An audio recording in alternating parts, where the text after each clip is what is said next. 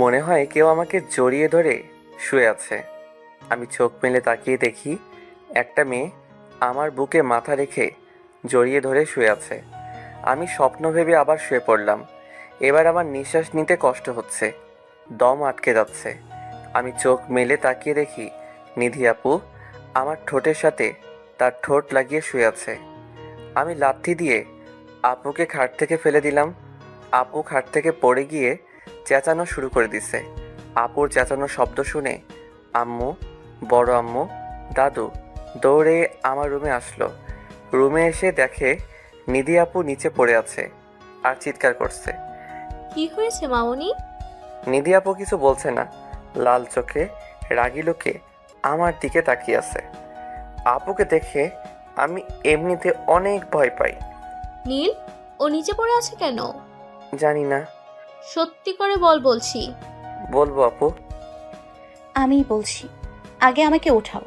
তারপর আম্মু আর বড় আম্মু মিলে নিধিকে উঠিয়ে খাটে বসিয়ে দিল।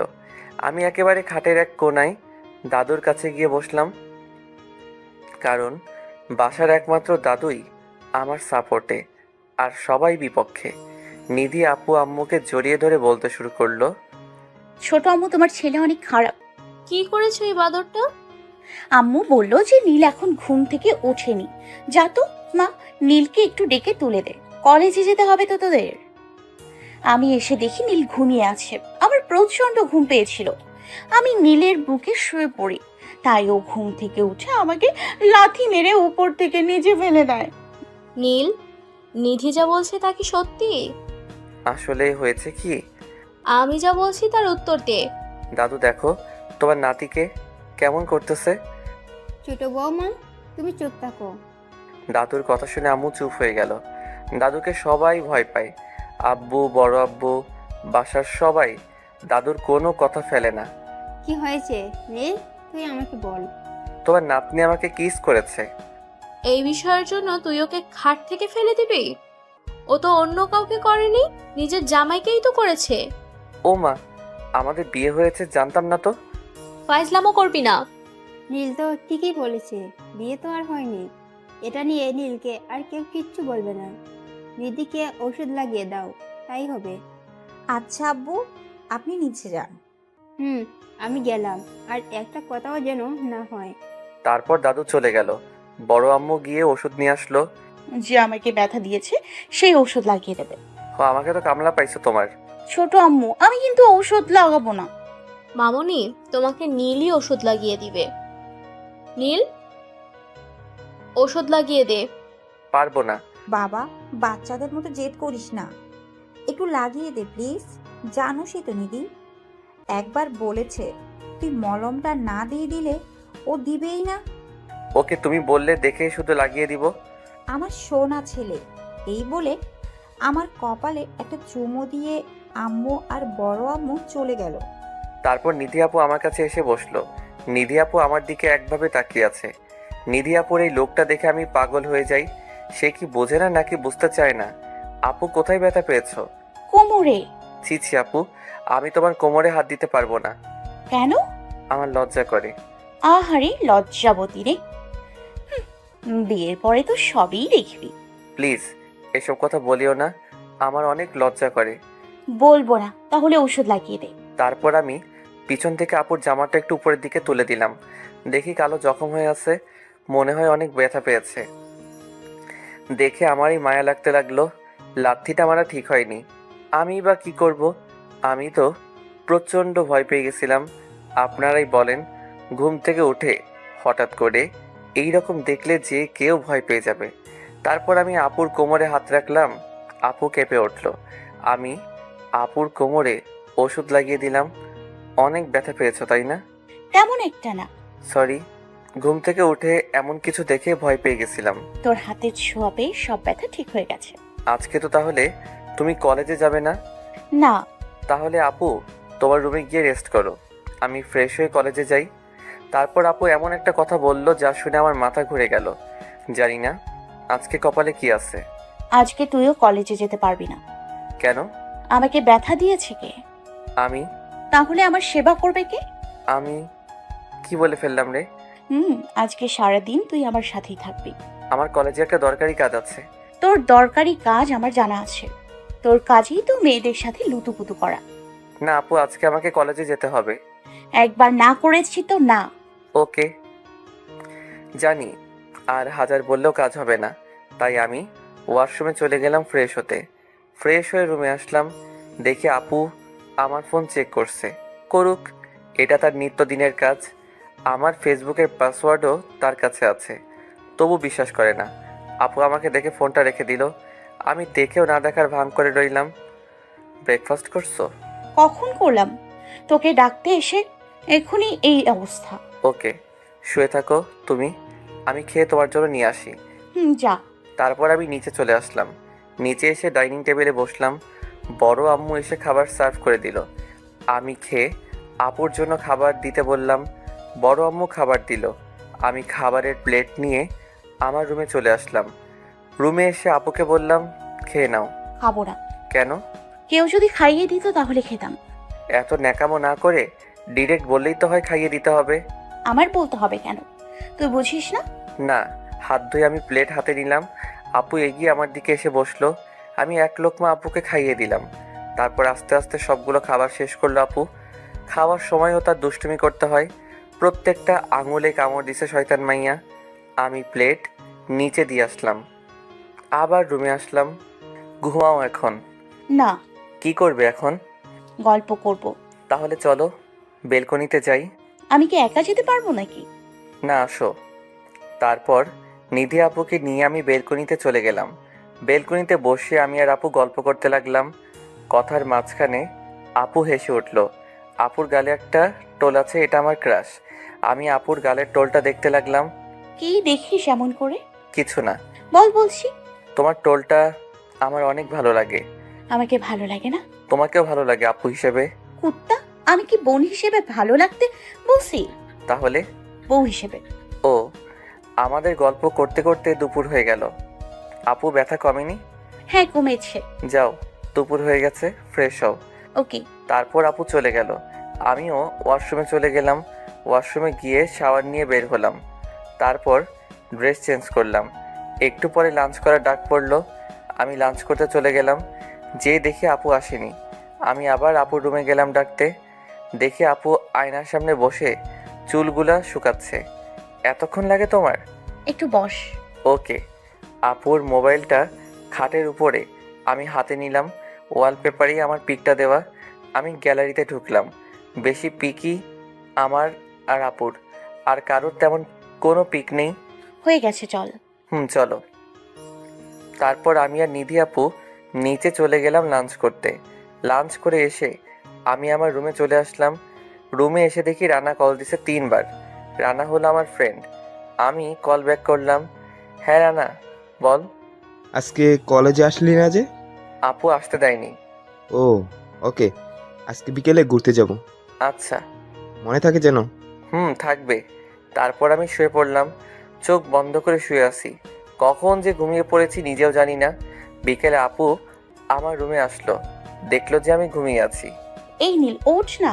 কেন? বাসায় বোরিং লাগছে, বাইরে যাব। তো যাও। আমি কি একা একা যাব নাকি? তো তারপর আপু যা বললো তা শুনে মাথা খারাপ হয়ে গেল। আল্লাহ উঠায় নাও আমাকে। কিসের একটু ব্যথা পাইছে সেটা নিয়ে পড়ে আছে সারাটা দিন। তুইও আমার সাথে যাবি? পারবো না।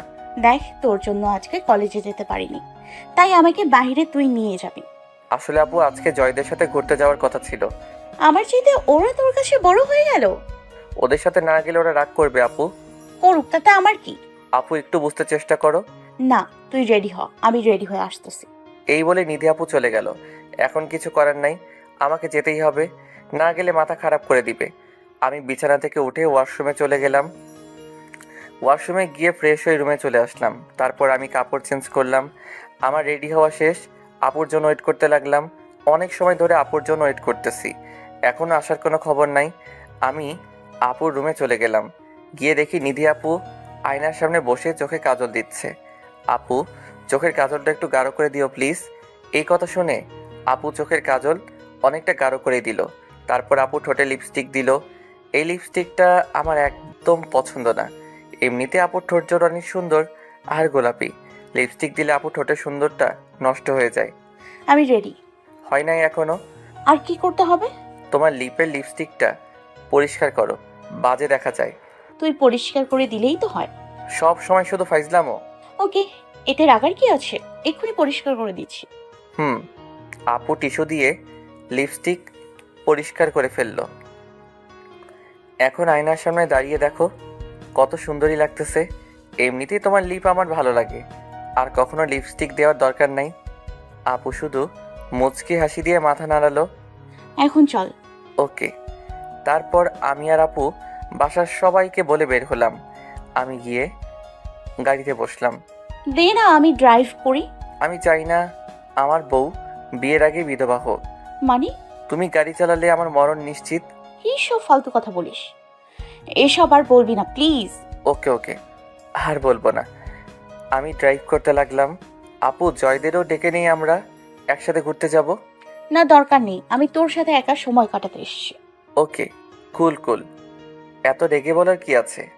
এমন কথা বলস যে রেগে কথা বলতেই হয়। আচ্ছা এসব রাখো, বলো কই যাবে? মানুষ যেখানে গিয়ে প্রেম করে আমরা সেখানে যাব। আজব, আমরা কি প্রেমিক প্রেমিকা নাকি? হ্যাঁ। কখনোই না, আমরা ভাই বোন।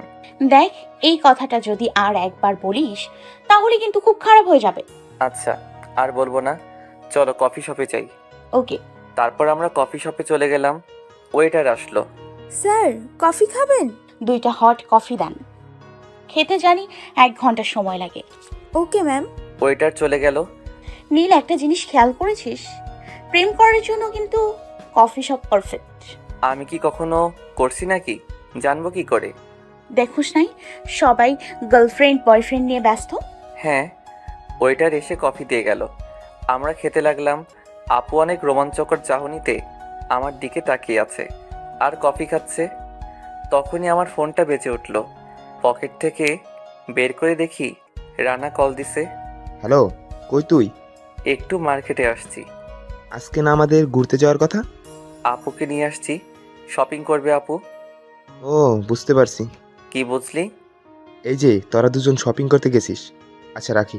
বাই। কে কল দিয়েছিল? রানা। ভালো কথা মনে করেছিস। আমার শপিং এ যেতে হবে। মনে হয়েছে এখন? হুম। আমি যাব না তোমার সাথে। শপিংয়ে গেলে আমি বিরক্ত হয়ে যাই। আই, আজকে আর বিরক্ত করব না। তোমার শপিংয়ের ব্যাগগুলো তোমার হাতেই রাখবে। আচ্ছা চল এখন। আমি আর আপু বিল মিটিয়ে কফি শপের বাইরে আসলাম। বিলটা আপুই দিছে, আমাকে কখনো দিতে দেয় না। আমি আর আপু শপিং মলে চলে গেলাম। আপু কেনাকাটা করতে লাগলো, আমিও আপুর পিছনে পিছনে ঘুরতে লাগলাম। আপুর হাতে অনেকগুলা ব্যাগ। ওটা দেখে আমার মায়া হলো, তাই ব্যাগগুলো নিজের হাতে নিলাম। আপু মুচকে একটা হাসি দিল। আপু শপিং করা শেষ। আমরা শপিং মল থেকে বের হতে যাব, তখন একটা মেয়ে এসে আমাকে জড়িয়ে ধরলো। আমি তো শেষ। আজকে আপুর হাত থেকে আমাকে কেউ বাঁচাতে পারবে না। সাথে সাথে আপুর চোখ মুখ রাগে লাল হয়ে গেল।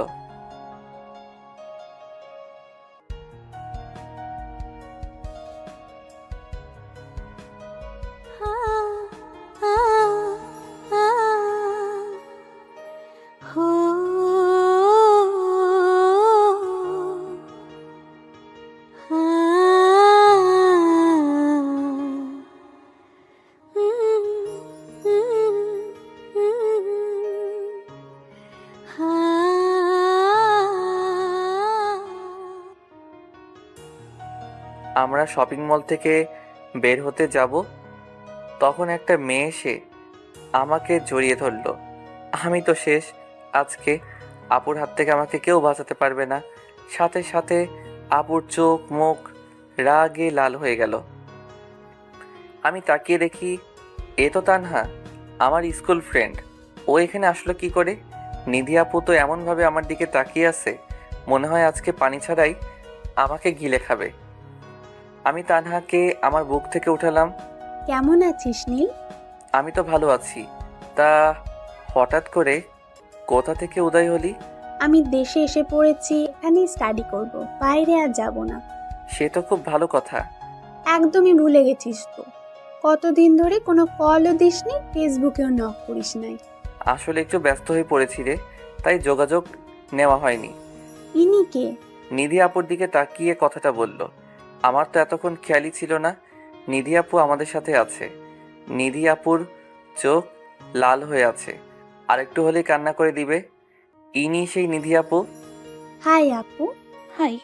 নীলের মুখে আপনার কথা অনেক শুনেছি, আপনার এত প্রশংসা শুনেছি, আপনাকে দেখার অনেক ইচ্ছা ছিল। কি শুনছো? আপনি অনেক ভালো দেখতে, অনেক কিউট। আপনি নীলকে অনেক ভালোবাসেন, আপনাদের বিয়ে ঠিক হয়ে আছে, এমনকি নীলও আপনাকে ভালোবাসে। তানহা, তুই যে কাজে এসেছিস সে কাজে যা বোন। আপু, হুম। লজ্জা পেলে তোমাকে অনেক সুন্দর লাগে। যা খবিস। এই বলে আপু হাঁটা শুরু করলো। আমিও আপুর সাথে সাথে হাঁটতে লাগলাম। আপু গিয়ে গাড়িতে বসে পড়লো, আমিও গিয়ে গাড়িতে বসলাম। বাসায় যাবা নাকি আরও কোথাও যাবা? লেকের পাড়ে যাব। ওকে। তারপর আমরা গাড়ি নিয়ে লেকের পাড়ে চলে গেলাম। আমরা গাড়ি থেকে নেমে হাঁটতে লাগলাম। আপু একবার আমার হাতের সাথে তার হাত ছোঁয়া লাগাচ্ছে, আবার হাত দূরে নিয়ে যাচ্ছে। আপু দোটানায় পড়ে গেছে, হাত ধরলে যদি কোনো রিয়াক্ট করি তাই সাহস পাচ্ছে না।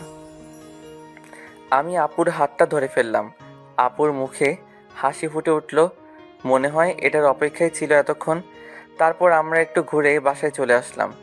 বাসায় এসে আপু আপুর রুমে চলে গেল, আমি আমার রুমে চলে গেলাম। রুমে এসে আমি শুয়ে পড়লাম, অনেক টায়ার্ড লাগছে।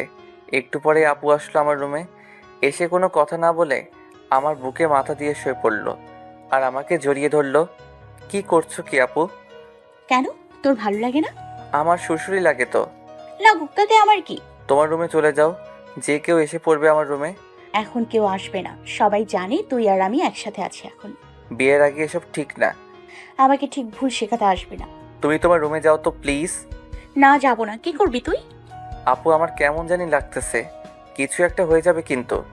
কি হবে, হলেও হোক, আমার কোনো প্রবলেম নেই। তোমার কোনো লজ্জা নাই? তোর কাছে আবার কিসের লজ্জা? আমি কিন্তু এখন কিছু করে বসবো। তোর দ্বারা কিচ্ছু হবে না, তুই কিছু করতেও পারবি না। এই কথা শুনে আমি আপুকে আমার নিচে ফেলে দিলাম। তারপর আমি আপুর উপরে শুয়ে পড়লাম। আপু আমার মুখের দিকে হা করে তাকিয়ে আছে। আমি সাথে সাথে চার ঠোঁট এক করে দিলাম। আমি আপুকে অনেকক্ষণ কিস করলাম। আপুর অবস্থা খারাপের দিকে, নিঃশ্বাস ঘন হয়ে আসছে, তাই আমি আপুকে ছেড়ে দিলাম। আমি হাঁপাচ্ছি, আপু হাঁপাচ্ছে। কি হলো, ছাড়লি কেন? বিয়ের আগে আর কিছু করা পসিবল না। কি হবে তাই? প্লিজ আপু, জোর করো না আমাকে। নীল, কাছে আয়, কিচ্ছু হবে না। এই বলে আপু আমাকে জড়িয়ে ধরলো। আমি আর নিজেকে কন্ট্রোল করতে পারলাম না, ঠাস করে আপুর গালে একটা লাগিয়ে দিলাম। সব কিছুর একটা লিমিট আছে, কিছু না বলাতে অতিরিক্ত বাড়াবাড়ি শুরু করছে। তুই আমার শরীরে হাত তুললি? হ্যাঁ তুলছি, দরকার পড়লে আরো তুলবো। দেখ নীল, খারাপ কিছু ভাবিস না। আমি তোকে নিজে চাইতে বেশি ভালোবাসি। আমি চাই আমার সব কিছু দিয়ে তোকে ভালোবাসতে। তোর সকল চাহিদাই আমি পূরণ করতে চাই। আমি চাই না তুই অন্য কোনো মেয়ের প্রতি আকৃষ্ট হ। তুই শুধুই আমার। তোকে আমার করে পাওয়ার জন্য আমি সব কিছু করতে পারি। কেঁদে কেঁদে কথাগুলো বললো আপু। আপুর চোখের পানি দেখে আমার মনটা একেবারে খারাপ হয়ে গেল। থাপ্পড়টা না দিলেও পারতাম, কিসের জন্য নিজের রাগকে কন্ট্রোল করতে পারি না আমি। তারপর আমি আপুকে জড়িয়ে ধরলাম। নিধি আপু আমাকে অনেক শক্ত করে জড়িয়ে ধরলো। দেখো, আমি এমন কোনো কাজ করতে চাই না যেটা করলে তোমার প্রতি ইন্টারেস্ট কমে যায়। আর বিয়ের আগে এসব ফিজিক্যাল রিলেশন হলে তোমার প্রতি থেকে আমার মন উঠে যাবে। আর রিয়েল ভালোবাসায় এসব কখনো হয় না। কিন্তু আমার যে ভয় হয়। কিসের ভয়? তুই যদি আমাকে ভুলে যাস। আরে পাগলি, আমি তোমাকে ভুলবো কেন? সত্যি তো? এটাই বুঝি না, কলেজের সেরা সুন্দরী মেয়ে হয়েও তুমি যে আমার মাঝে কি পাইছো সেটা একমাত্র তুমিই জানো। এত কিছু তোর জানতে হবে না, শুধু কথা দে, মৃত্যুর আগ পর্যন্ত তুই আমার সাথে থাকবি। ওকে, কথা দিলাম। যদি এসব ভুলে যাস কখনো। তোমার মতো এত সুন্দর মেয়েকে কি কেউ ভুলতে পারবে? তুমিই বলো। না, তোকে দিয়ে বিশ্বাস নেই।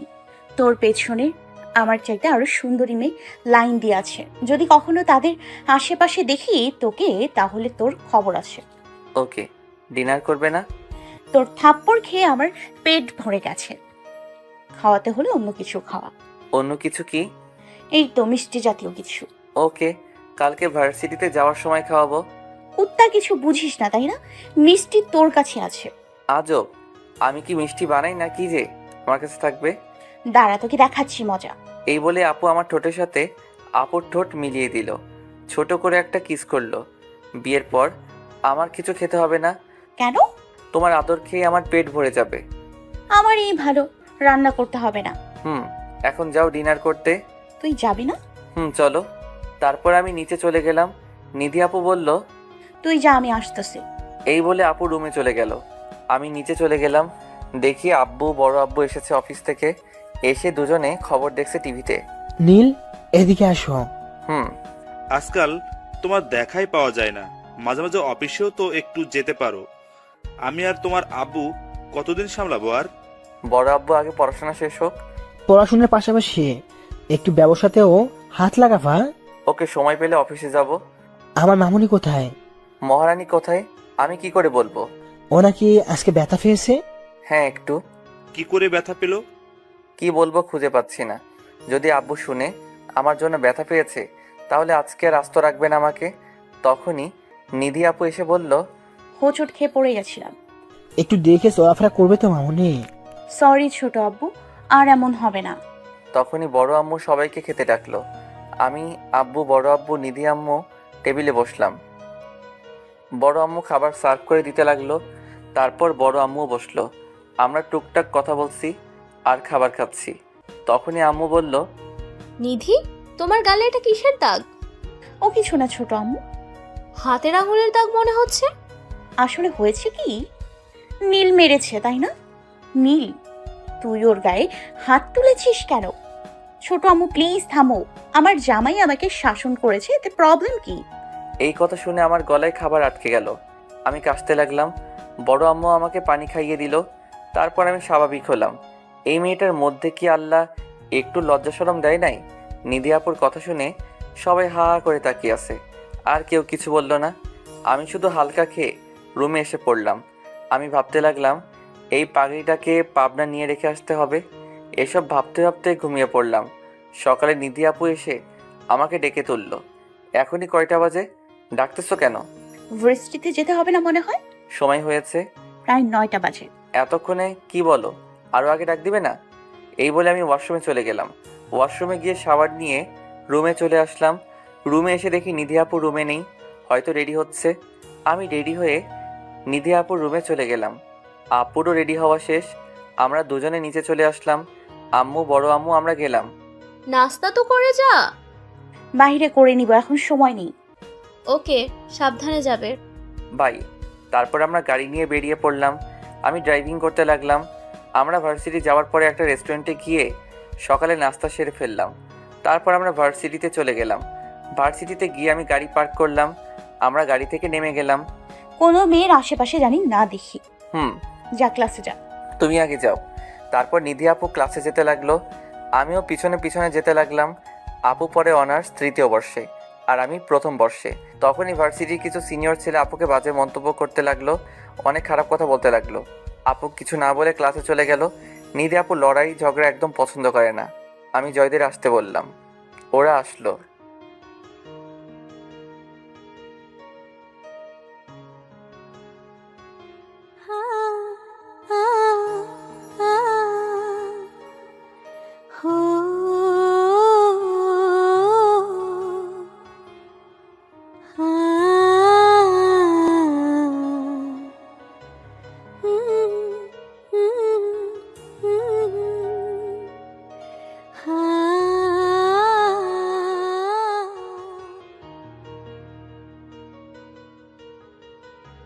নিধি আপু লড়াই ঝগড়া একদম পছন্দ করে না। আমি জয়দের আসতে বললাম, ওরা আসলো। আমি আমার গাড়ি থেকে একটা রডের খণ্ড নিয়ে আসলাম। নিজের সেফটির জন্য সব সময় এটা সাথে থাকে। আমরা গিয়ে ছেলেগুলোর সামনে দাঁড়ালাম। ওখানে একটা ভার্সিটি ছাত্র সংগঠনের সেক্রেটারি, তাই কেউ কিছু বলতে পারে না, সবাই ভয় পায়। ওর নাম সুহেল। কি হলো, সামনে দাঁড়ালি কেন? নিধি আপুকে কি বললি তুই? এটা সিনিয়রদের ব্যাপার, তুই বুঝবি না। এই কথা বলার সাথে সাথে আমি রড দিয়ে ওর মাথায় আঘাত করলাম। মাথায় আঘাত করাতেই মাথা থেকে ছিটকে রক্ত পড়তে শুরু করলো। সোহেল মাথা ধরে বসে পড়ল। এটা দেখে ওর সাথে ওর দুজন ফ্রেন্ড ছিল, ওরা এগিয়ে আসলো। ওদের দুজন ফ্রেন্ড কেউ এই অবস্থায় করলাম। তারপর সোহেলকে আমি কলারে ধরে দাঁড়া করালাম। কি বলছিলি? আমি ছোট তাই না? দেখ, আমার সাথে কাজটা কিন্তু তুই ঠিক করছি না, পরে পস্তাবি। পরেরটা কখনো আগে ভাবে না এই নীল। তুই বুঝতেও পারছিস না কি হবে তোর। এই কথা বলাতে লাথি মেরে সোহেলকে ফেলে দিলাম। এতক্ষণে ভার্সিটির অনেক স্টুডেন্ট আমাদের কাহিনী দেখতেছে। আমি বলতে শুরু করলাম, সিনিয়র দেখে তোদের মতো মানুষরূপী জানোয়ারদের সম্মান করি, না হলে তোর মতো ছেলেদের ব্যবস্থা নেওয়া আমার হাতের মামলা। তুই কি হয়েছিস? তোর চাইতে বড় বড় পাপীরা এই নীলকে ছাড়িয়ে সবসময় বাপ ডাকে, খোঁজ নিয়ে দেখিস। আমি আবার রডটা হাতে নিলাম, সোহেলের পায়ে একটা আঘাত করলাম। প্লিজ মাফ করে দে, কখনো এমন করবো না, এবারের মতো মাফ করে দে। কেন? টিজ করার সময় মনে ছিল না তোর? তোদের মতো মানুষদের মাফ করলে পাপ হবে। এই বলে ওর আরেক পাতে একটা আঘাত করলাম। হঠাৎ নিধি আপু কোথা থেকে দৌড়ে এসে আমাকে টেনে নিয়ে যেতে লাগলো। আমি আপুর হাত ছাড়িয়ে নিলাম, আবার গিয়ে সোহেলের বুকে লাথি মারলাম। পরিস্থিতি স্বাভাবিক করার জন্য আপু এসে আমাকে জড়িয়ে ধরলো। আপুর ছোঁয়া পেয়ে আমার সব রাগ উধাও হয়ে গেল। কলেজের সবাই তো অবাক হয়ে তাকিয়ে আছে। সিনিয়র মেয়ে হয়ে জুনিয়র ছেলেকে এইভাবে জড়িয়ে ধরে আছে। গ্যাঞ্জামের কথা শুনে কলেজের ভিপি আসলো। কলেজের ভিপি হলো জয়ের বড় ভাইয়া, ওনার নাম রায়হান। সোহেল গিয়ে রায়হান ভাইয়াকে অনেক ভুলভাল বোঝাতে লাগলো। আমি হাসতে লাগলাম। রায়হান কোনো কথা না বলে ডিরেক্ট আমার সামনে আসলো। কি হয়েছে নীল? ভাইয়া, ও নিধি আপুকে টিচ করেছে। ওকে, তোমরা যাও, আমি সব সামলে নেব। ধন্যবাদ ভাইয়া। তারপর রায়হান ভাই ও সোহেলকে কিছুক্ষণ কেলানি দিল। নিধি আপু আমাকে নিয়ে ক্যান্টিনে চলে আসলো। আমাদের সাথে জয়, রানা, রাজু আর নিধি আপুর কিছু বান্ধবী আসলো। আমরা গিয়ে একটা টেবিলে বসলাম। তোকে ওদের সাথে ঝামেলা করতে কে বলেছে? ওরা তোমাকে বাজে কথা বলবে, আমি চেয়ে চেয়ে দেখবো? ওরা বখাটে ছেলে, যদি পরে তোর কোনো ক্ষতি করে। দেখো আপু, তুমি ভালো করে জানো আমার সামনে ওরা কিছুই না। শুধু তোমাকে কথা দিয়েছি বলে গ্যাঞ্জাম করি না। না, তোর এসব করতে হবে না। তোর কিছু হলে বাঁচতে পারবো না আমি। হুম, যা ক্লাসে যা এখন। তুমি যাও, আমি একটু পরে যাব। ওকে। আপু ক্লাসে চলে গেল। আমরা ক্যাম্পাসে চলে গেলাম। মামা, একটা মেয়ে পছন্দ হয়েছে। কে সে? আমাদের এই বিভাগেরই, গতকাল নতুন ভর্তি হয়েছে। কে মেয়েটা? এই যে মাঠে বসে আছে। মেয়েটাকে পিছন থেকে দেখা যাচ্ছে, মুখ দেখা যাচ্ছে না। আমি মেয়েটার পিছনে দিয়ে ডাক দিলাম। আমার দিকে তাকালো মেয়েটা। তারপর আমি যাকে দেখলাম তাকে দেখার জন্য মোটেও প্রস্তুত ছিলাম না। আমার দিকে তাকালো মেয়েটা, আর কেউ না, তানহা। ওর সাথে আছে জান্নাত, আমাদের ক্লাসমেট, যার সাথে শপিং মলে দেখা হয়েছিল। আরে নীল, তুই? আমারও তো এক প্রশ্ন। আমি তো এখানেই ভর্তি হয়েছি। আমিও এই ভার্সিটিতে পড়াশোনা করি। তাহলে তো ভালোই হলো। তানহা, তোর সাথে আমার একটা কথা আছে। হ্যাঁ, বল। এদিকে আস, পার্সোনাল কথা। আমার এত মরার শখ নেই নিধি আপুর হাতে। প্রপোজ করবি নাকি? যতই বলস না কেন, নিধি আপু তোকে অনেক। হ্যাঁ জানি তো। তারপর আমি আর তানহা ক্যাম্পাসে চলে আসলাম। ক্যাম্পাসে এসে আমি আর তানহা একটা টেবিলে বসলাম। আমরা কফি খেতে লাগলাম। কি বলবি বল। আগে বল, রাখবি? ওকে, বল তো। ওর সাথে রিলেশন করবি? সরি, আমি পারবো না। প্রবলেম কি? তুই ভালো করে জানিস আমি তোকে লাইক করি, বাট নিধি আপু তোকে অনেক ভালোবাসে, তাই তোর লাইফ থেকে সরে এসেছি। আমি রিলেশনে জড়াতে চাই না। প্লিজ রাজি হয়ে যা তুই। সরি রে। আমি তানহার হাত ধরে ফেললাম। প্লিজ রাজি হয়ে যা। ছেলেটা অনেক ভালো, ও তোকে অনেক ভালোবাসে। এই ফার্স্ট টাইম ও কোনো মেয়েকে ভালোবেসেছে। তুই অনেক লাকি রে। ওকে, ওর নামটা কি? জয়। ছেলেটা তার জন্যই তো সকালে আমার দিকে ড্যাব ড্যাব করে তাকিয়েছিল। তুই চিনলি কেমন করে? আমি আমার এক ফ্রেন্ডের কাছে ওর নাম জিজ্ঞাসা করেছিলাম। তখনই কেউ একজন এসে আমার হাত ধরে টান দিয়ে উঠিয়েই ঠাস করে আমার গালে একটা থাপ্পড় মারলো। আমি তাকিয়ে দেখি নিধি আপু। আমি অবাক হয়ে গেলাম, নিধি আপু আমার গায়ে হাত তুললো। তোর মতো চরিত্রহীন লম্পটকে ভালোবেসেছিলাম আমি? আমার ভাবতে ঘৃণা করতেছে। কি বলছো এসব? ও আমার ফ্রেন্ড। ফ্রেন্ড তাই না? তুই যখন মাঠ থেকে ওর সাথে আসতেছিলি তখনই তোদের আমি ফলো করি। আরে এসে শুনি মেয়েটা তোকে ভালোবাসার কথা বলছে, আবার তুই ওর হাত ধরে আছিস। ভুল বুঝতেছো তুমি। নিজের চোখ কখনো ভুল হতে পারে না। প্লিজ আপু, আমার কথাটা শোনো। চোখের দেখাও কিন্তু ভুল হয়।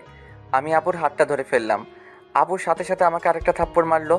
তোর সাহস হলো কি করে আমার হাত ধরার, চরিত্রহীন ছেলে! আপুর কথা শুনে আমি অবাক হয়ে গেলাম। এতক্ষণে কলেজের সবাই ক্যাম্পাসে চলে এসেছে, আমার সব ফ্রেন্ডরা, নিধি আপুর ফ্রেন্ডরা। আমি শুধু নিচের দিকে মাথা দিয়ে তাকিয়ে আছি। আপু, আমাদের কথাটা শুনেন। তানহা, প্লিজ চুপ হয়ে যা। আমার কথা শুনে তানহা আর কিছু বলল না। তখনই সোহেল আর ওর কিছু ফ্রেন্ড আমার দিকে তাকিয়ে আসলো। এখানে এভাবে একটা মেয়েকে কেন বিরক্ত করছিস? আমাদের ব্যাপার আমাদের বুঝতে দে। এই বলাতে সোহেল আমার গালে একটা থাপ্পড় মারলো। আপু কিছুই বলছে না, এটা দেখে আমি অবাক হয়ে তাকিয়ে আছি। আপু কি করে এতটা স্বার্থপর হয়ে গেল? জয়, রানা ওরা এগিয়ে আসতে চাইলে আমি হাতের ইশারা দিয়ে ওদের থামিয়ে দেই।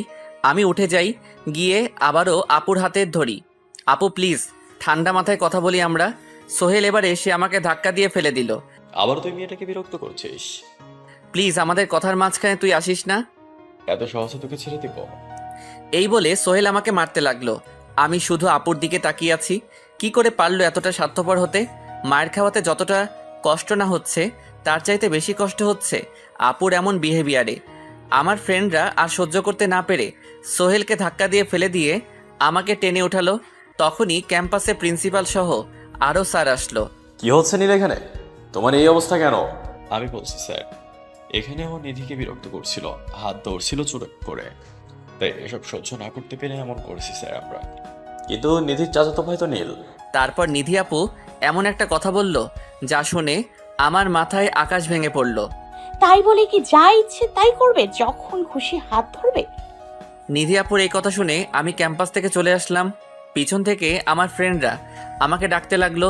আমি কারো ডাকে সাড়া না দিয়ে কলেজের পুকুর পাড়ে চলে আসলাম।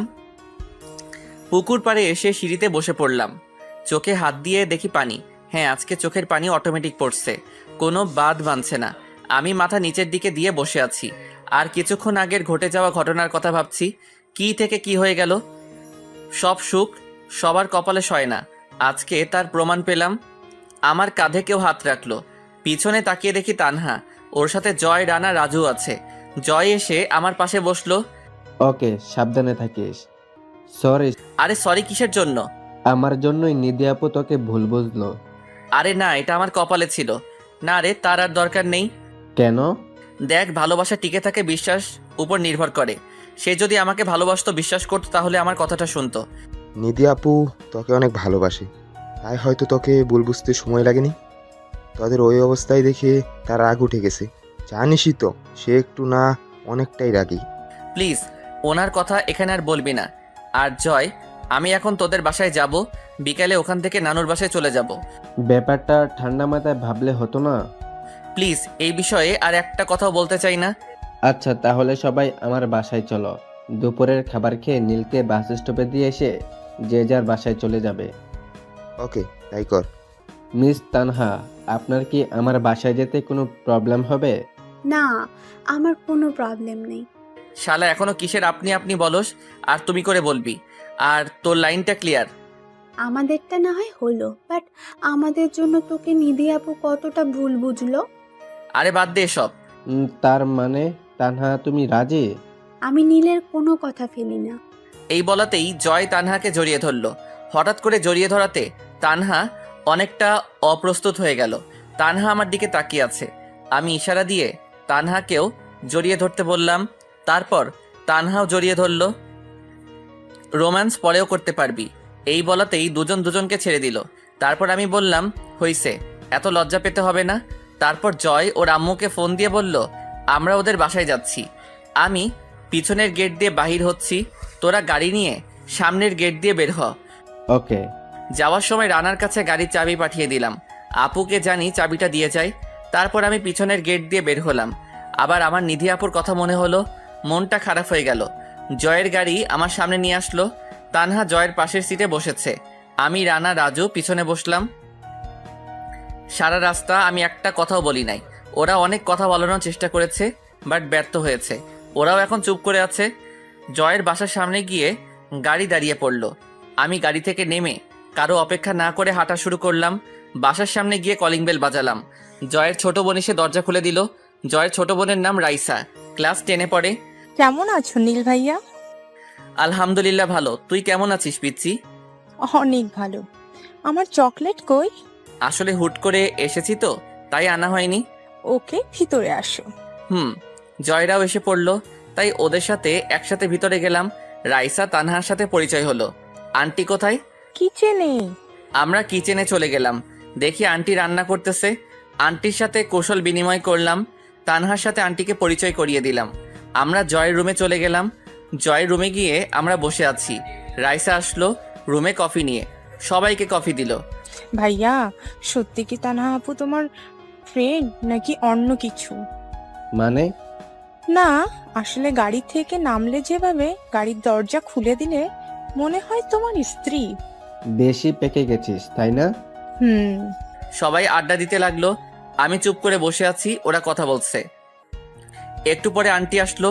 আন্টি এসে আমাদের সাথে একটু আড্ডা দিতে লাগলো। আন্টি চলে গেল। আমার ফোনটা বেজে উঠলো। দেখি আম্মু কল দিছে।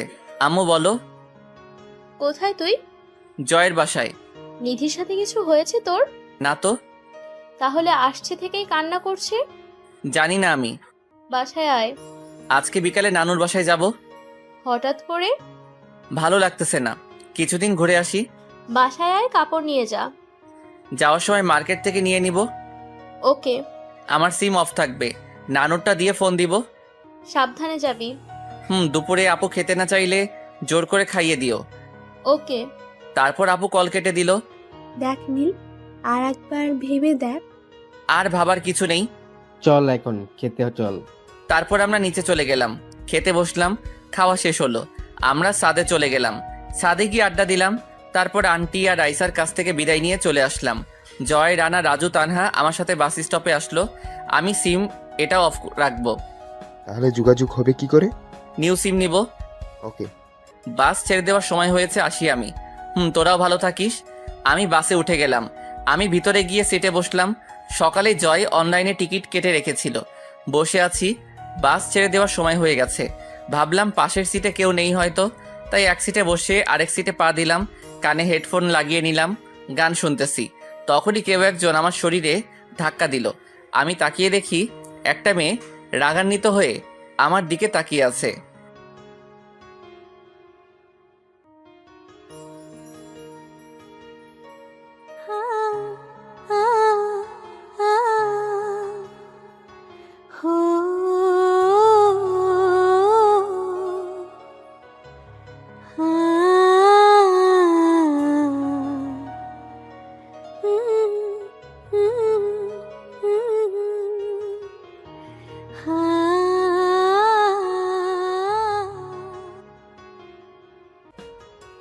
আমি বাসে উঠে গেলাম। আমি ভিতরে গিয়ে সিটে বসলাম। সকালে জয় অনলাইনে টিকিট কেটে রেখেছিল। বসে আছি, বাস ছেড়ে দেওয়ার সময় হয়ে গেছে। ভাবলাম পাশের সিটে কেউ নেই হয়তো, তাই এক সিটে বসে আরেক সিটে পা দিলাম। কানে হেডফোন লাগিয়ে নিলাম, গান শুনতেছি। তখনই কেউ একজন আমার শরীরে ধাক্কা দিল। আমি তাকিয়ে দেখি একটা মেয়ে। অচেনা মেয়েটি আমার দিকে রাগি লোকে তাকিয়ে আছে। বুঝলাম না এভাবে কেন তাকিয়ে আছে। কিছু বলবেন? সিট কি দুইটাই আপনার? না। তাহলে দুই সিট দখল করে বসে আছেন কেন? আসলে আমি মনে করেছিলাম এই সিটটা কেউ বুকিং করেনি। এটা আমার সিট। সরি। এই বলে পাটা সরিয়ে নিলাম।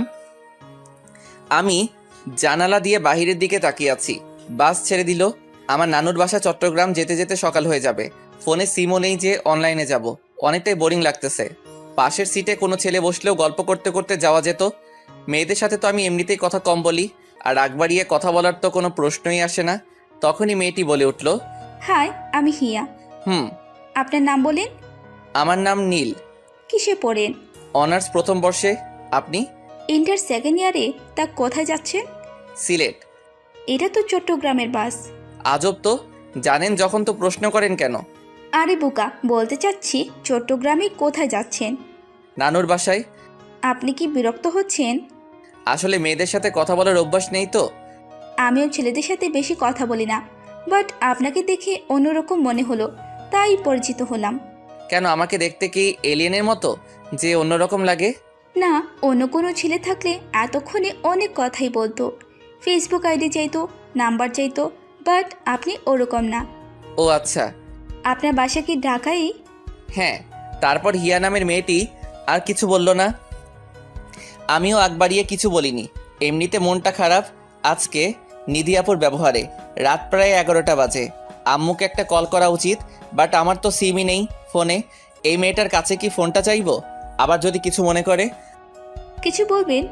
আসলে বাসায় একটু কল করতে চেয়েছিলাম, বাট আমার ফোনে সিম নেই। ও, আমারটা দিয়ে করেন। এই বলে হিয়া ওর ফোনটা দিল। আমি আম্মুর নাম্বার উঠিয়ে কল দিলাম। আম্মু কল রিসিভ করলো। আম্মু, আমি নীল। তোর নাম্বার বন্ধ কেন? আমি ওই সিমটা আর ইউজ করব না। কি পাগলামি শুরু করলি বল তো দেখি। এদিকে নিধি পাগলের মতো করছে। নিধি আপু দুপুরে খেয়েছে? হ্যাঁ, অনেক কষ্ট করে খাওয়াতে হয়েছে। নিধি আপুকে বইল না যে আমি নানুর বাসায় আছি। ওকে, এটা কার নাম্বার? অচেনা একজনের। ভালো থেকো, রাখি, বাই। বাই। আমি কলটা কেটে দিলাম। তারপর হিয়াকে মোবাইলটা দিয়ে দিলাম। আমি হিয়াকে একটা ধন্যবাদ দিলাম। বাসের সিটে হেলান দিয়ে শুয়ে আছি। আচ্ছা, আপনার কিছু হয়েছে? আমাকে বলছেন? আপনি ছাড়া এখানে কে আছে? না তো আমার কি হবে? তাহলে আপনার চোখে পানি কেন? তারপর আমি চোখে হাত দিয়ে দেখি সত্যি চোখে পানি। আমি চোখটা মুছে ফেললাম। অমনি বাসটা থেমে গেল। একটা রেস্তোরাঁর সামনে বাসটা পার্ক করলো। সবাইকে রাতের খাবারের জন্য বলা হলো। চলেন খেয়ে আসি। মুড নেই। এত কথা বলেন কেন? আসতে বলছি, আসেন। খেতে খেতে আপনার সব গল্প শুনবো। আমি আর না করলাম না। বাসটা একটা গ্রামে এসে থামছে। আমরা দুজন রেস্তোরাঁয় চলে গেলাম। হিয়া খাবার অর্ডার করলো। তারপর আমি সব কিছু হিয়াকে বললাম। এসব শুনে হিয়া আমার দিকে হা করে তাকিয়ে আছে। এই ছোট্ট একটা কাহিনী নিয়ে এত কিছু? হুম। মেয়েটিকে বোঝানো উচিত ছিল আপনার। সে তো শুনতেই চাইনি। খুব খারাপ হয়েছে আপনার সাথে। বাস ছেড়ে দিবে, চলেন। তারপর আমি বিল দিয়ে বাসে চলে গেলাম। বাসে গিয়ে আমি আমার সিটে বসে পড়লাম। আমার প্রচণ্ড ঘুম পাচ্ছে। আমি ঘুমিয়ে পড়লাম। হঠাৎ করে আমার ঘুমটা ভেঙে গেল। উঠে দেখি আমি হিয়ার কাঁধে আমার মাথা। আমি একটু অপ্রস্তুত হয়ে গেলাম, সরি। It's okay. তারপর আর ঘুমালাম না। হিয়ার সাথে টুকটাক কথা বলতে লাগলাম। সকালে গিয়ে চট্টগ্রাম বাস স্টপে বাস থামলো। আমি আর হিয়া বাস থেকে নেমে গেলাম। অনেক কথা বলছি, পরিচয় হয়েও ভালো লাগলো। আপনার নাম্বারটা দেওয়া যাবে? সরি, আমার সিম নেই। ইটস ওকে, তাহলে আসি, ভালো থাকবেন। আপনিও। তারপর হিয়া চলে গেল। আমিও একটা রিক্সা নিয়ে নানুর বাসায় চলে গেলাম। গিয়ে কলিং বেল দিলাম। দরজাটা খুলে গেল। আমি যাকে দেখলাম অবাক হয়ে গেলাম। উনিও আমাকে দেখে অবাক হয়ে গেছে। দরজাটা খুলে দিল হিয়া। হিয়াকে দেখে আমি একটা বড় ধরনের শক খেলাম। ও নানুর বাসায় কি করছে? এই যে মিস্টার, ফলো করা হচ্ছে। আজব তো, আমি আপনাকে ফলো করতে যাব কেন? তাহলে আপনি এখানে কি করছেন? এটা আমার নানুর বাসা। Oh sorry. It's okay. আমি বাসার ভিতরে গেলাম। দেখি নানু ড্রয়িং রুমে বসে আছে। নানু আমাকে দেখে আমার দিকে এগিয়ে আসলো। কেমন আছো নানু? এতদিন ভালো ছিলাম না, এখন তুই এসেছিস, ভালো থাকবো। বুড়ি। তুই কেমন আছিস? আছি কোনো রকম। রাতে তোর আম্মু ফোন দিয়েছিলে, কেমন যে আছিস ভালোই বুঝতে পারছি। ওসব কথা বাদ দাও। মামা মামি লিমা কোথায়? লিমা হয়তো ছাদে, তোর মামা রুমে, তোর মামি কিচেনে। ওকে, আমি মামা মামির সাথে দেখা করে আসি। ওকে। আমি কিচেনে চলে গেলাম। দেখি মামি ব্রেকফাস্ট বানাচ্ছে। আমি গিয়ে পিছন থেকে মামির চোখ ধরে ফেললাম। মামি ভয় পেয়ে গেল। আমার হাত ধরলো মামি। বাবা, এসেছিস? বুঝলা কেমনে আমি? তোর হাতের ছোঁয়া আমি চিনব না ভাবলি কি করে? কেমন আছো মামি? কি করে ভালো থাকি, কতদিন পর আসলি, কখনো তো খবরও নিস না। ফোনে কথা বলি তো। বলস, বাট আমি ফোন দিলে তুই কি কখনো আগে থেকে বলস?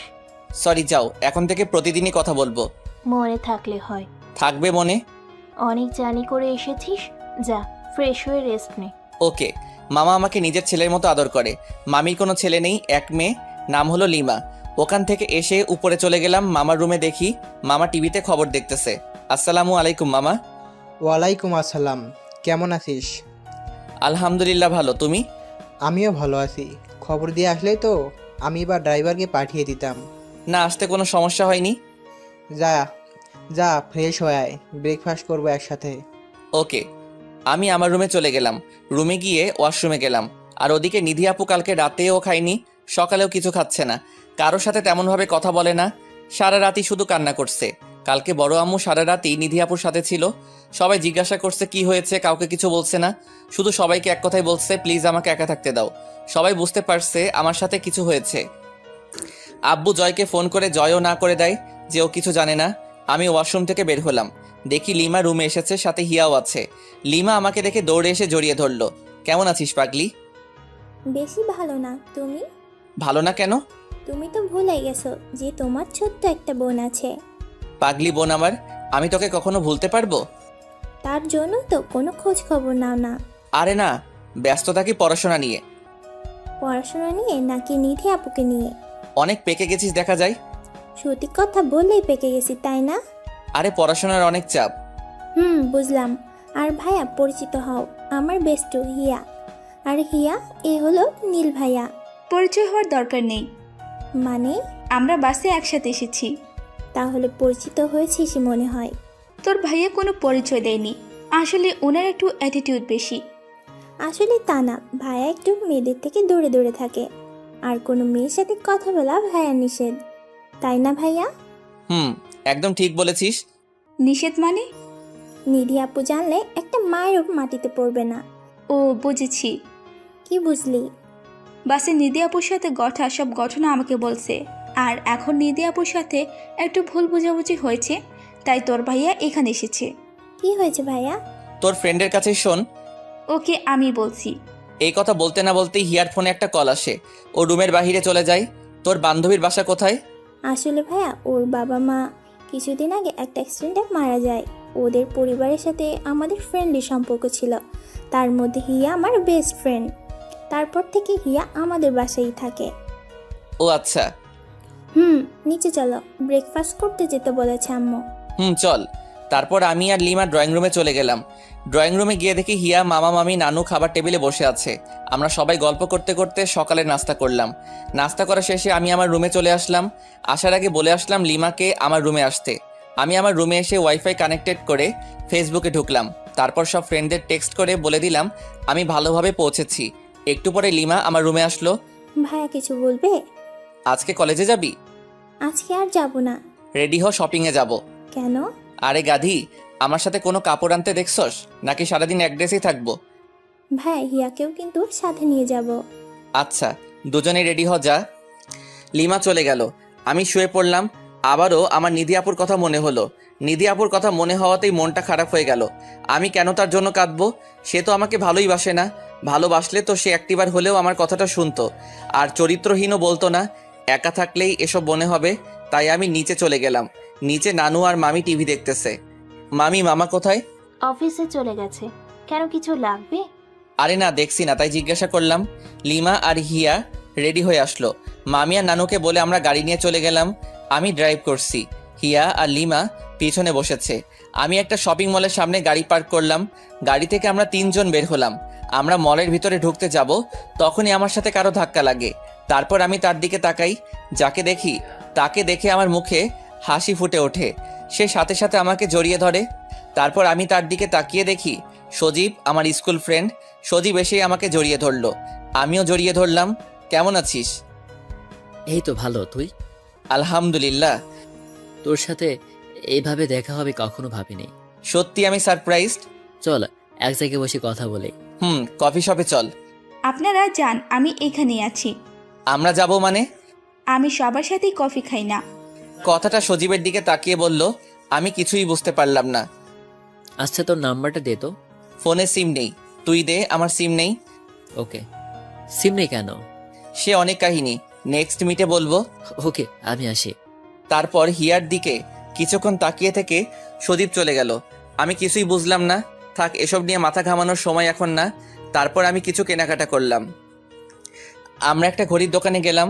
দেখো কোনটা ভালো লাগে। ভাইয়া তোমার জন্য। না, তোদের জন্য। আমার লাগবে না। এত কথা শুনতে লাইক করি না আমি। সরি। আপনাদের জন্য দুটি পছন্দ করেন, আমার জন্য একটা। ওকে। আমাদের ঘড়ি কেনা হলে আমরা গাড়িতে এসে বসি। কি খাবি লিমা? ভাইয়া ফুচকা। আপনি কি খাবেন? আমিও ফুচকা খাবো। আমি একটা ফুচকার দোকানের সামনে নিয়ে গাড়ি রাখলাম। তোমরা খেতে থাকো, আমি আসি। কই যাবে? 5 মিনিটে আসবো। ভাইয়া তুমি স্মোক করতে যাবে? আরে না, এসব এখন খায় না। আমি জানি, বাট তুমি কোথাও যাবে না, বসে থাকো। ওকে। ওরা ফুচকা খেতে লাগলো। এমনভাবে খাচ্ছে মনে হয় বহু বছর পরে খাচ্ছে। আমি ওদের খাওয়া দেখতে লাগলাম।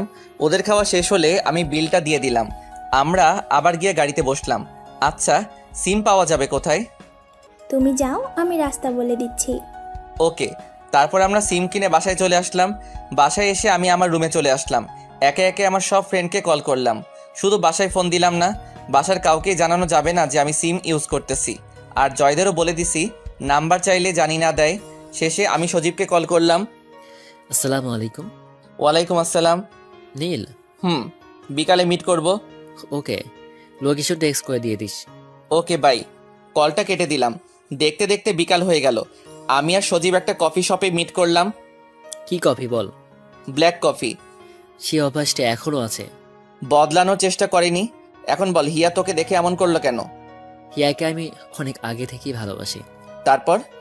আমাদের রিলেশনও ছিল, বাট একটা ভুলে সব নষ্ট হয়ে যায়। এখনো ভালোবাসো? অনেক।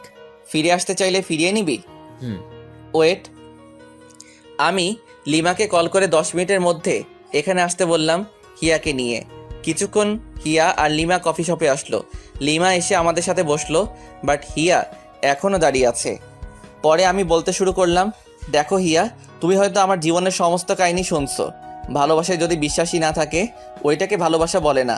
দুজন দুজনাকে এত ভালোবাসতো যা এখন শুধু ঘৃণায় পরিণত হয়েছে। সজীব তো তোমাকে এখনও ভালোবাসে। এরপর সজীব সবার সামনে কানে ধরে সরি বলল হিয়াকে। সবাই তাকিয়ে আছে সজীবের দিকে। দেখেন, আপনাকে যদি ভালোই না বাসতো তাহলে নিজের সম্মানের কথা চিন্তা করে হলেও এখানে সবার সামনে কানে ধরতো না। এইবার হিয়ার চোখ দিয়ে পানি এসে পড়ল।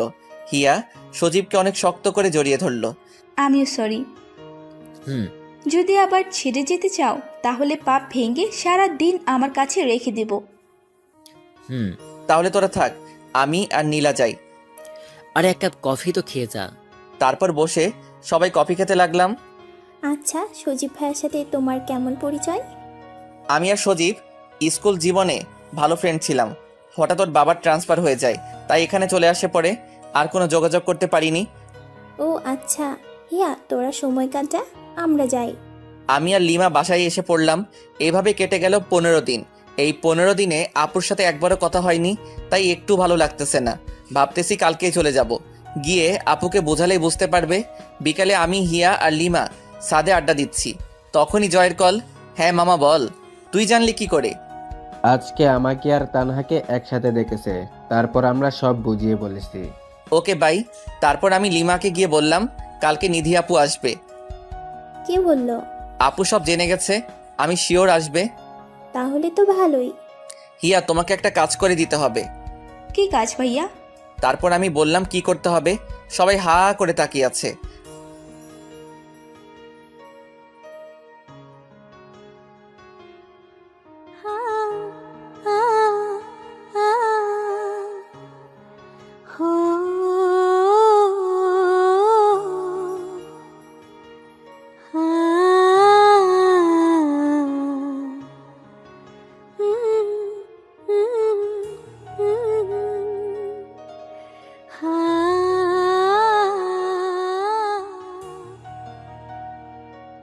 আমার গার্লফ্রেন্ড হতে হবে তোমার। এসব কি বলছেন ভাইয়া? ভাইয়া তুমি কি পাগল হয়ে গেছো? আরে আগে আমার কথাটা শেষ করতে দে। বলো। সত্যিকারের গার্লফ্রেন্ড না। তাহলে? অভিনয় করতে হবে। ভাইয়া কি বলতে চাচ্ছেন ক্লিয়ার করে বলুন। আমি শিওর আপু বিকালের বাসে রওনা দিবে, সকালে এসে চট্টগ্রাম নামবে। নিধি আপু আমাকে ওই দিন অনেক অপমান করছে, তাই আমিও একটু আপুকে কষ্ট দিতে চাই। তুমি আমার সাথে তাল মিলাবে, বাকিটা আমি দেখব। ওকে ভাইয়া, এতটুকু আপনার জন্য করতেই পারি। ধন্যবাদ। ওয়েলকাম। না বলবো না। ওকে। আচ্ছা তোরা আড্ডা দে, আমি রুমে যাই। আচ্ছা। এরপর আমি রুমে চলে আসলাম। রুমে এসে আম্মুকে কল দিলাম। আসসালামু আলাইকুম। ওয়ালাইকুম আসসালাম। কেমন আছো আম্মু? আলহামদুলিল্লাহ ভালো, তুই? আলহামদুলিল্লাহ ভালো। আজকে সন্ধ্যার পাশে নিধি চট্টগ্রাম যাচ্ছে। জানি। কোনো কন্ট্যাক্ট হয়েছে কি তোদের? না আম্মু, আর এটা নতুন নাম্বার, বাসার সবাইকে দিও। ওকে। ভালো থেকো, বাই। বাই। এরপর আমি বড় আম্মুকে কল করলাম। বড় আম্মুর সাথে কথা বলে গেমস খেলতে শুরু করলাম। কখন যে রাত হয়ে গেল টেরই পেলাম না। রাতে মামি ডাকতে আসলো, আমি খেতে গেলাম। খাবার টেবিলে সবাই বসে আছে, আমার জন্যই ওয়েট করতেছে। আমি যাওয়ার পরে সবাই খাওয়া শুরু করলো। তখন নানু বলল, কালকে নিধি আসতেছে। জানি, আম্মুর সাথে কথা হয়েছে। সকালে গিয়ে বাস স্ট্যান্ড থেকে। সরি, পারবো না। তুই না গেলে কে যাবে? আমি সকালে তো অফিসে চলে যাব। লিমাকে পাঠিয়ে দাও। লিমা কি ড্রাইভ করতে পারে নাকি যে ও গিয়ে নিয়ে আসবে? ড্রাইভার কি ঘাস কাটার জন্য রাখছো? তুই গেলে নিধি অনেক খুশি হবে। বললাম তো আমি যাব না। মা, নীল যখন যেতে চাচ্ছে না তাহলে ও যাবে না, লিমা গিয়ে নিয়ে আসবে। ওকে। রাতের খাবার খেয়ে আমি চলে গেলাম রুমে। আপনারা হয়তো ভাবছেন যে নিধি আপুর সাথে ভুল বোঝাবুঝি হয়েছে, তাই আমি অনেক স্যাড মুডে চলে যাব, গাঁজা মদ খাবো, সারা রাত না ঘুমিয়ে কাঁদবো। আসলে আমি জানি নিধি আপু আমাকে অনেক ভালোবাসে। তখন আপু আমাকে ওই অবস্থায় দেখে সহ্য করতে পারিনি, তার জন্য এমন বিহেভ করেছে। আর আপু তখন রাগের মাথায় ছিল। শান্ত হওয়ার পর বোঝালেই হতো। বাট আমার এখানে আসার মূল কারণ হলো নিধি আপুকে একটা শিক্ষা দেওয়া, যাতে নেক্সট টাইম ভুল বুঝবার আগে আমার কথাটা শুনে। আজকে মনটা ফ্রেশ, টানা 15 দিন পর কালকে নিধি আপুকে দেখব। কখনো এতদিন নিধি আপুর থেকে দূরে থাকিনি। এসব ভাবতেছি, আজকে চোখে একদম ঘুম নেই। শুধু ভাবতেছি কখন সকাল হবে, কখন নিধি আপুর সাথে দেখা হবে। এসব ভাবতে ভাবতে শেষ রাতে ঘুমিয়ে পড়ি। সকাল 7টায় আমার ঘুমটা ভেঙে যায়। আমি ঘুম থেকে উঠে ফ্রেশ হয়ে নিচে চলে যাই। নিচে থেকে 1 কাপ কফি নিয়ে আমি আবার আমার রুমে চলে আসি। রুমে এসে বেলকনিতে চলে যাই। বেলকনিতে বসে কফি খাচ্ছি আর মোবাইলে আমার আর নিধি আপুর ছবি দেখছি। কিছুক্ষণ পর বাসার সামনে একটা গাড়ি এসে থামে। গাড়ি থেকে নিধি আপু, হিয়া, লিমা বেরিয়ে আসে। আজকে অনেকদিন পর নিধি আপুকে দেখলাম। দূর থেকে দেখে বোঝা যাচ্ছে একদিন ঠিকমতো খাইনি, ঘুমাইনি, মুখটা একদম শুকিয়ে গেছে। নিধি আপু গাড়ি থেকে নেমেই আগে আমার রুমের বেলকনির দিকে তাকালো। আমি দেয়ালের পাশে লুকিয়ে পড়লাম। নিধি আপু জানেই নানুর বাসায় এটাই আমার রুম। আমি রুমে এসে খাটে শুয়ে পড়লাম। নিধি আপু কখন রুমে আসবে সে অপেক্ষা করতে লাগলাম। কিছুক্ষণ পর নিধি আপু রুমের সামনে এসে দাঁড়ালো। আমি দেখেও না দেখার ভান করে রইলাম। নিধি আপু কিছুক্ষণ দাঁড়িয়ে থেকে দৌড়ে এসে আমাকে জড়িয়ে ধরলো। আমি সামলাতে না পেরে খাটের উপর শুয়ে পড়লাম। নিধি আপুও খাটের উপর শুয়ে পড়ল। নিধি আপু আমাকে জড়িয়ে ধরে আমার কপালে, গালে, লিপে এক নাগারে কিস করতে লাগলো। আমি ধাক্কা দিয়ে আপুকে আমার উপর থেকে সরিয়ে দিলাম। কি করছেন কি এসব? আমার চরিত্রহীন ছেলেকে জড়িয়ে ধরে আছেন, আবার কিস করতেছেন। সরি নীল, আর কখনো এমন হবে না। কি হবে না? কি বলছেন এসব? আর আপনি এখানে কেন এসেছেন? প্লিজ মাফ করে দে, আর কখনো তোকে অবিশ্বাস করব না। আমার মতো চরিত্রহীন ছেলের কাছে ক্ষমা চাওয়ার কোনো দরকার নেই। আর আপনি তো ভুল করেননি। দেখ, তোকে ছাড়া এই 15 দিন আমার 15 বছর মনে হয়েছে। প্লিজ আর রাগ করিস না। আপুর চোখের পানি গাল বেয়ে পড়ছে। এটা দেখে আমার বুকে চিনচিন ব্যথা অনুভব করলাম। বাট এত সহজে তো মেনে নেওয়া যায় না, একটু হলেও কষ্ট দিতেই হবে, না হলে এরকম ভবিষ্যতে আবারও করবে। প্লিজ নীল, কিছু বল। কি বলবো আমি? প্লিজ আমাকে তোর বুকে নে। এই 15 দিন একবারও তোর বুকে মাথা রাখতে পারিনি। সরি, পারবো না। আর চরিত্রহীন একটা ছেলের বুকে মাথা রাখবেন আপনি? ব্যাপারটা হাস্যকর দেখায় না? তুই যেমনই হোস, তুই আমার হবু বর। আপনাকে বিয়ে করা আমার পক্ষে পসিবল না। হিয়া আর লিমাও রুমে আসলে ওরা এসে একপাশে দাঁড়ালো। বিয়ে করবি না মানে কি? ওই যে ওই মেয়েকে দেখছেন, ওর নাম হিয়া। আমি ওকে খুব ভালোবাসি এবং হিয়া আমাকে অনেক ভালোবাসে। এ কথা বলাতে আপু হাসতে লাগলো। আমি অবাক হলাম, এতে তো আপুর কষ্ট পাওয়ার কথা। আপু হাসতেছে কেন? আমি লিমা আর হিয়ার দিকে তাকালাম। ওরা ইশারায় বলল, আমরা কিছু জানি না। দেখ নীল, তুই যতই রাগ করে থাকিস, বাট আমি জানি তুই আমাকে ভালোবাসিস। দেখ, তুইও যদি ওই অবস্থায় আমাকে দেখতি তাহলে তোর কি মাথা ঠিক থাকতো? নীল, আমাকে ছাড়া এতদিন থাকলে কি করে? কষ্ট হয়নি? কষ্ট হলেও কিছু করার ছিল না। তখন তো রাগের মাথায় ওই রকম বিহেভ করেছি। আমাকে ভালো করে বুঝলে বুঝতাম না আমি? বাট তোমাকে একটা শিক্ষা দেওয়া উচিত ছিল, যাতে কখনো আর ভুল না বুঝতে পারো। না, কিছু করতে হবে না, আর কখনো ভুল বুঝবো না। মনে থাকে জানি। চলো ব্রেকফাস্ট করে আসি। না, কিছু করতে হবে না, আর কখনো ভুল বুঝবো না। অনেক দিন হলো একটা জিনিস খাওয়া হয় না, বলতে পারবো না, করে দেখাচ্ছি। কি? এই বলে নিধি আপু ধাক্কা দিয়ে আমাকে বিছানায় ফেলে দিল। তারপর আমার উপর শুয়ে পড়লো। কি করছো এসব? নিধি আপু আমার ঠোঁটে আঙ্গুল দিয়ে চুপ করতে বলল। আপু বলল, কোনো কথা হবে না। আজকে যদি কোনো কিছুতে বাধা দিস তাহলে তোর খবর আছে। বুঝলাম না নিধি আপু আজকে এমন কেন করছে। নিধি আপু যখন আমার ঠোঁটের সাথে তার ঠোঁট মিলাতে যাবে তখনই বললাম, নানু তুমি কখন রুমে আসলে? এই কথা বলাতে নিধি আপুকে আমাকে ছেড়ে দিল। আমি ছাড়া পেয়ে দরজার সামনে চলে আসলাম। কই নানু? নানু আসে নাই তো। কই নানু? কুত্তা, তুই আমাকে বোকা বানালি। হ্যাঁ, পাগল হয়ে গেছো তুমি? হ্যাঁ, তোর ভালোবাসা পাওয়ার জন্য পাগল হয়ে আছি আমি। না ম্যাডাম, বিয়ের আগে এসব হচ্ছে না। কাছে আয় বলছি। আমাকে তো পাগলে পাইছে। এখন না আসলে কিন্তু পরে তোর 12টা বাজাবো। ওকে, আমি নিচে চলে গেলাম। গেলে আসো। খাবো না আমি। ওকে, নাই খেলে। এই বলে আমি নিচে চলে আসলাম। নিচে এসে ব্রেকফাস্ট করে নিধি আপুর জন্য রুমে নিয়ে গেলাম। জানি রাগ করে আছে, এখন যদি নিজের হাতে খাইয়ে দেই তাহলে রাগটা চলে যাবে। আমি খাবার নিয়ে রুমে চলে গেলাম। রুমে গিয়ে দেখি নিধি মনমরা হয়ে বসে আছে। আমি খাবারের প্লেট আপুর সামনে নিয়ে বললাম, খেয়ে নাও। ইচ্ছা নেই। প্লিজ খেয়ে নাও। কি শর্ত? 2টা শর্তে খেতে পারি। অনেকক্ষণ কিস করবি, তারপর নিজের হাতে খাইয়ে দিবি। পারবো না। ওকে, তাহলে আর কি, আমিও খাবো না। আপুর কপালে আলতো করে আমার ঠোঁট ছোঁয়ালাম। আপু কেঁপে উঠল। আমি এবার আপুর সামনে এক লোকমা খাবার তুলে ধরলাম। আপু খেতে লাগলে আপুর খাওয়া শেষ হলে আমি খাবারের প্লেট নিচে গিয়ে দিয়ে এসে আবার রুমে চলে আসি। নীল, চল বাইরে যাই। বিকালে? এখন কি করব? আমার সাথে আড্ডা দাও। আমরা গল্প করতে লাগলাম। গল্প করতে করতে দুপুর হয়ে গেল। আমরা দুপুরে খাবার খেয়ে রুমে চলে আসলাম। আমি, নিধি আপু, হিয়া, লিমা সবাই আড্ডা দিতে লাগলাম। হিয়া আর লিমা রেডি থেকো, বিকালে বাহিরে যাব। ওকে ভাইয়া। হিয়া সজীবকে আসতে বইল। ওকে। এরপর আড্ডা দিতে দিতে বিকাল হয়ে গেল। বিকালে সবাই রেডি হতে চলে গেল। কি পরবো? শাড়ি পরবা? নিয়ে আসি নাই তো। ওয়েট, আমি লিমার কাছ থেকে নিয়ে আসছি। আমি লিমার কাছে গিয়ে একটা নীল কালারের শাড়ি নিয়ে আসলাম। এসে নিধি আপুকে পরিয়ে দিলাম। নিধি আপু শাড়ি পরার সময় তার শাড়ির কুচি আমার ধরে রাখতে হয়। কেমন লাগছে আমাকে? পারফেক্ট বউয়ের মতো। এই কথা শুনে আপু একটু লজ্জা পেল। তুই কি পরবি? T shirt? না নীল, পাঞ্জাবি পরবি, যাতে সবাই ভাবে আমরা কাপল। ওকে। এরপর আমরা রেডি হলাম। আমি আর নিধি আপু নিচে চলে আসলাম। বাট হিয়া আর লিমার কোনো খোঁজ নেই। এদের সাজতেই তো সারাদিন লাগে। বাট নিধি আপু কখনো মেকআপ করে না, আমার বারণ আছে। হিয়া আর লিমা আসলো। আমরা নানু আর মামিকে বলে বেরিয়ে পড়লাম। আমি ড্রাইভ করছি, নিধি আমার পাশের সিটে, হিয়া লিমা পিছনে। হিয়া, সজীব কোথায় থাকবে? ভাইয়া, রেস্টুরেন্টের সামনে। ওকে। এরপর রেস্টুরেন্টের সামনে গিয়ে গাড়ি পার্ক করলাম। আমরা গাড়ি থেকে নেমে গেলাম। দেখি সজীব দাঁড়িয়ে আছে। সজীব আমাদের দেখে আমাদের দিকে আসতে লাগলো। ও তোর ফ্রেন্ড সজীব না? হ্যাঁ আপু। তোর সাথে ওর কোথায় দেখা হলো? সজীব হিয়ার বয়ফ্রেন্ড। ও আচ্ছা। তারপর সজীব আমাদের কাছে আসলো। নীল, এইটা নিধি আপু না? হ্যাঁ। কেমন আছো আপু? আলহামদুলিল্লাহ ভালো, তুমি?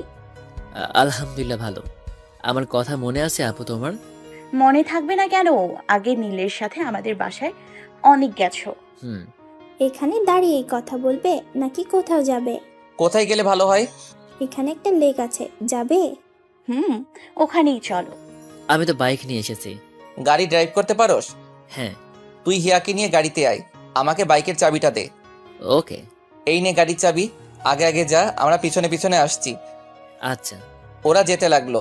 আমি নিধি আপুকে বাইকে বসতে বললাম। আপু বাইকে বসলো। বসে অনেক শক্ত করে জড়িয়ে ধরলো। আপু, একটু আস্তে ধরো না। না, তুই অনেক স্পিডে বাইক চালাস। আস্তে চালাবো আজকে। যেভাবেই চালাস আমি আস্তে ধরতে পারবো না। আর কথা বাড়ালাম না, বাইক চালানো শুরু করলাম।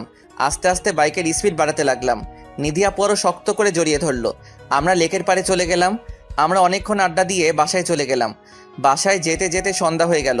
বাসায় গিয়ে আমি আমার রুমে চলে গেলাম। রাতে ডিনার করার জন্য ডাকা হলো। আমরা ডিনার করতে চলে গেলাম। সবাই বসে খেতে লাগলাম। নানু, একটা কথা রাখবে? বল। আজকে কিন্তু আমি নীলের সাথে ঘুমাবো।